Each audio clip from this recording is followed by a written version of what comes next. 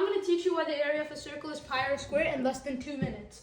So to start, you want to take your circle and you want to cut it up into 4 pieces and lay it out like this. You can see that it kind of resembles a rectangle when you do this.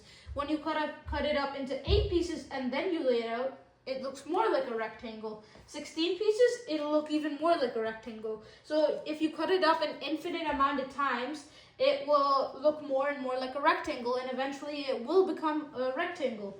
And the area of a rectangle, the rectangle over here is just the area of the circle, since we're taking these pieces and laying it out.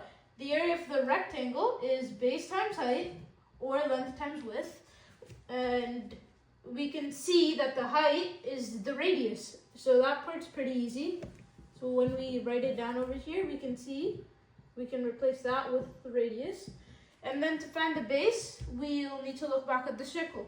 So you can see that the circumference of the circle is over here, over here, over here, and over here. If you add those 4 up, you'll get the circumference.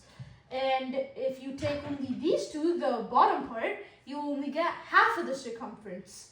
So if we take that same knowledge here, the bottom is half the circumference and the top is half of the circumference. So we need to find half of the circumference, which is just, since the circumference of a circle is 2 pi r, we'll divide that by 2 to find half, which remains us with pi r.